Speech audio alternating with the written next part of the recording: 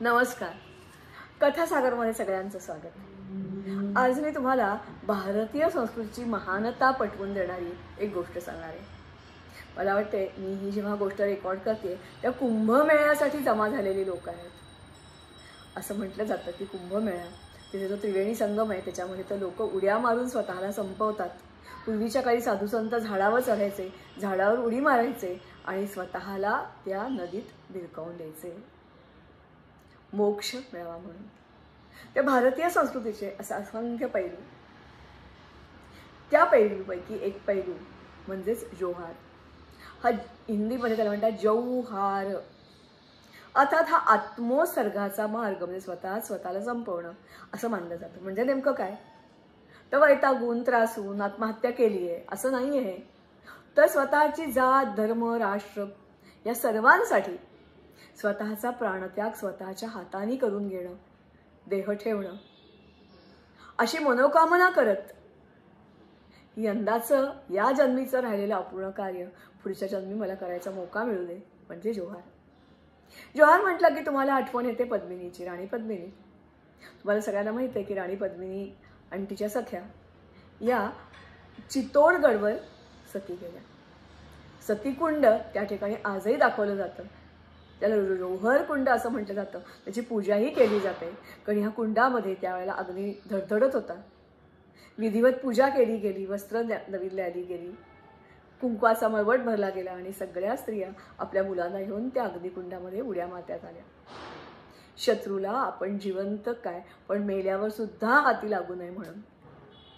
पण सगळे जोहार असे असतात असं नाही बरं का. भारतीय संस्कृतीचं हेच वैशिष्ट्य आहे की जलजोहार वेगळा, हा अग्निजोहार वेगळा, किंवा असे असंख्य प्रकारचे जोहार. आणि जोहार फक्त स्त्रियाच करतात असं सुद्धा नाही. असाच एक जोहार अलेक्झांडर, सगळ्यांना तुम्हाला माहिती आहे जगत जेता बघू पाहणारा अलेक्झांडर, तो भारतात शिरला. अर्थात त्याला झेलम ओलांडून पुढे भारतात आलं. शक्यच झालं नाही येणं, कारण पौरुस आणि आंबी तुम्हाला ती झालेली लढाई सगळ्यांना माहिती आहे. आता त्याचे वेगवेगळे नवीन पैलू पुढे येत आहेत. पण त्या काळामध्ये अलेक्झांडरला फक्त पौरुसाशी लढावं लागलं असं बिलकुलच नाही आहे बरं का. अलेक्झांडर आला कुठून तर हिंदुकुश पर्वत ओलांडून भारताच्या वेस्ट नॉर्थ मधून तो आला. अत्यंत दुर्गम मार्ग. येताना सुद्धा त्या दुर्गम मार्गामध्ये त्यांनी कित्येक सैनिक गमावले.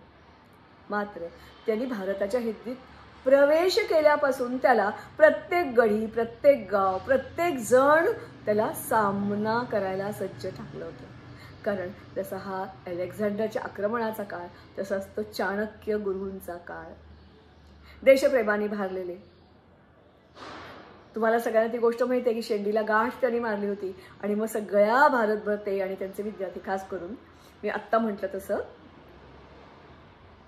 उत्तर पश्चिमेला जी राज्य होती, सीमेवर राज्य होती, त्याच्यामध्ये ते गेले होते. सगळ्यांनी एकत्र या आणि लढाई करा असं सांगत होते.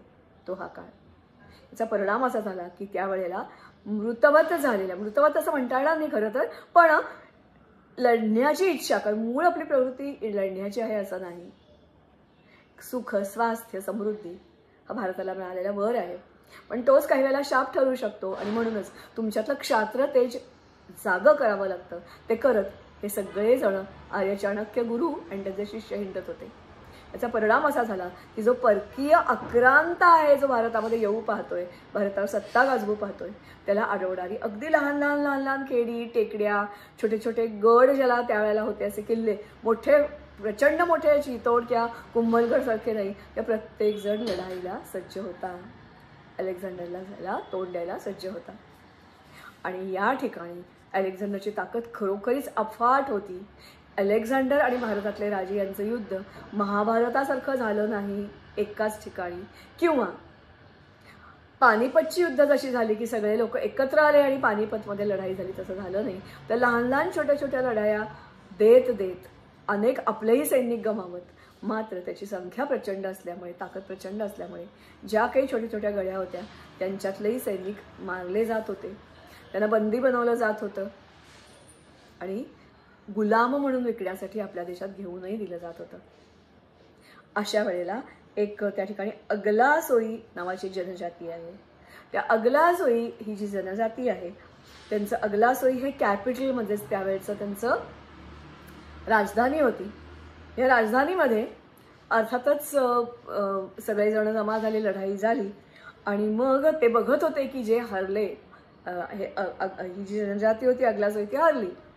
आणि मग ते बघत होते की काय काय मृत सैनिकांचे किंवा जे हाती लागले त्यांचा या ग्रीकांनी काय केलं. आणि म्हणून जे कोणी जिवंत राहिले त्या जिवंत असे 20,000 पुरुष, त्याचबरोबर स्त्रिया आणि बगलबच्चे त्यांचे छोटे छोटे, सगळ्यांनी मिळून अख्खच्या अख्खं गाव जे होतं ते जाळून नष्ट केलं. प्रत्येक घराघराला आग लावली आणि त्या आगेमध्ये आत्मसमर्पण केलं. म्हणजेच जेव्हा अलेक्झांडरची माणसं, सिकंदरची माणसं तिथे पोचली तेव्हा त्यांच्या हाताला एकही जिवंत माणूस राहिला नाही. हा नोंदला गेलेला पहिला जोहार. असाच दुसरा जोहार त्याच वेळेला झाला आणि तो केला अर्थातच एका जमातीने, मल्ली जनजाती. ही पण तिथलीच असं म्हणतात. या मल्ली जनजातीच्या बरोबर झालेल्या युद्धात मल्ली जनजातीकडून जो बाणांचा वर्षाव केला गेला त्याच्यापैकीच एक बाण अलेक्झांडरला लागला. त्याच्यात तो जखमी झाला आणि याच जखमीमुळे त्याला शेवटपर्यंत छळलं आणि त्याच्यातच त्याचा मृत्यू झाला. मात्र या जनजातीचं, मल्ली जनजातीचं नेमकं काय झालं तर त्यांचंही स्वतंत्र राज्य होतं, एक गढी होती आणि त्या गढीमध्ये जेव्हा त्यांना कळलं की अलेक्झांडर यायला निघालेला आहे तेव्हा त्यांनी 10,000 घोडदळ, 90,000 पायदळ आणि 900 रथ एवढ्या तयारीनिशी ते सज्ज राहिले अलेक्झांडरचा समाचार घेण्यासाठी. हा जो भाग आहे नेमका कुठे येतो तर आत्ताचा जो पंजाब म्हणजे मुलतान भाग जो भारतात आता नाही आहे तिकडे हा सारा भाग येतो. झेलम नदीच्या किनारी असणारा हा भाग. तुंबळ युद्ध झालं. या तुंबळ युद्धामध्ये अर्थातच या जनजातीचा टिकाव लागणं कठीण होतं, कारण कितीही जरी त्यांनी सेना म्हटली तरी अलेक्झांडरच्या मनाने त्याची ताकद खूप खूप खूप कमी होती. आणि मग जे कोणी वाचले त्यांनी नेमकं काय केलं तर त्यांची जनजाती असल्यामुळे गावं अशी विखुरलेली होती. हे अगलासोई एक राजधानीचं शहर होतं.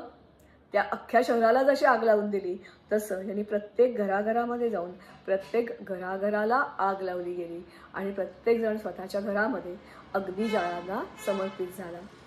असा हा जोहार त्याच वेळेचा. तर मला असं वाटतं की ग्रीकांच्या तावडीत सापडू नये म्हणून पुरुषांच्या बरोबरीनं स्त्रियांनी सुद्धा आपलं जीवन संपवलं, स्वतःचा आत्मसन्मान. कारण आपण जसं म्हणतो ना की एकदाच मेलेलं बरं, रोज रोज मरण्यापेक्षा एकदा मेलेलं बरं. जर ग्रीकांचं गुलाम होणं आणि बंदित होऊन राहणं आणि तो अपमानाचा सामना आयुष्यभर करत राहणं याच्यापेक्षा ह्या दोन्ही जनजातींनी म्हणजेच अगलासोई आणि मल्ली जनजाती यांनी अख्खच्या अख्खी आपली राज्य जाळून नष्ट केली. असा हा आगळा वेगळा जोहार पहिला नोंदवला गेलेला.